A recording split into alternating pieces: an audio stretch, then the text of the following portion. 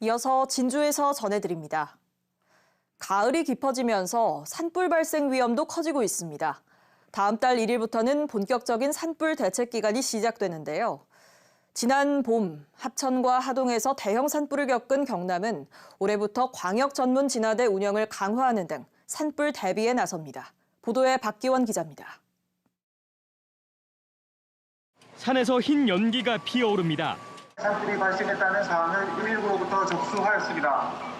자치단체와 산림청 진화대가 초기 진화에 나서고 소방차는 민가로 내려오는 불을 막습니다. 사천의 한 야산에서 산불 상황을 가정한 모의 훈련입니다.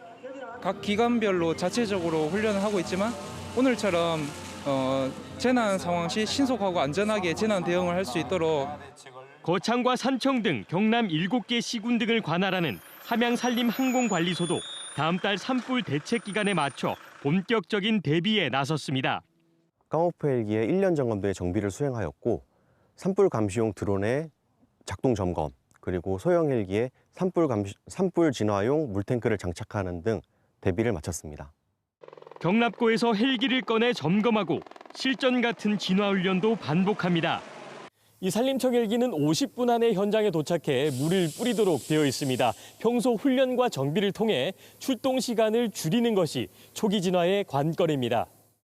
올해 경남에서 난 산불은 54건, 피해 면적은 330여 헥타르로 평년보다 3배 정도 많습니다. 지난 봄 합천과 하동 대형 산불 영향입니다. 경상남도는 올해 별도 훈령을 제정해 광역 산불 전문 진화대에 지휘 감독 권한을 강화합니다. 경남도지사 판단에 따라 시군 진화대를 인근 지역에 급히 투입할 수 있고 진화 과정에서 발생하는 안전사고 책임도 명확해집니다. 규정을 마련해서 산불이 발생했을 때 인근 시군에 있는 진화대원들이 소집해서 운영할 수 있는 이런 대책을 마련을 했습니다. 또 농작물 불법 소각으로 산불이 나는 걸 막기 위해 용농부산물 안전처리에 18억 원을 투입하기로 했습니다. KBS 뉴스 박기원입니다. 창원지검 진주지청은 지인 차량을 무상으로 빌려 타고 다녀 정치자금법을 위반한 혐의로 기소된 이규섭 진주시의원에게 벌금 200만 원을 구형했습니다. 이 의원의 선고 공판은 다음 달 8일입니다. 이 의원은 지난해 6월부터 2달 동안 지인 차량을 무상으로 빌려 시의회 출퇴근 등 의정활동에 사용한 혐의로 재판에 넘겨졌습니다.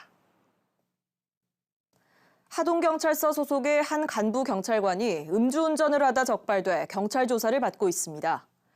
A 경위는 지난 15일 진주시 일반성면 한 도로에서 술을 마신 채 운전을 했고 시민의 신고로 현장에서 붙잡혔지만 음주 측정을 거부한 것으로 확인됐습니다. 하동경찰서는 A 경위를 직위 해제하고 경남경찰청은 징계위원회를 열 예정입니다. 72주기 거창사건 희생자 합동위령제와 추모식이 오늘 거창사건 추모공원에서 열렸습니다.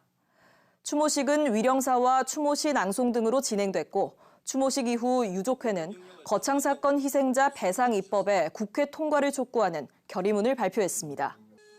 거창사건은 1951년 2월 국군이 공비 토벌 과정에서 주민 719명을 집단 학살한 사건입니다.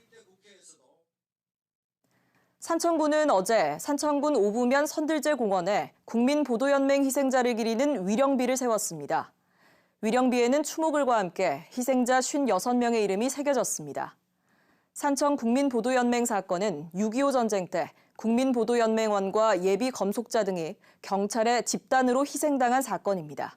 지금까지 진주에서 전해드렸습니다.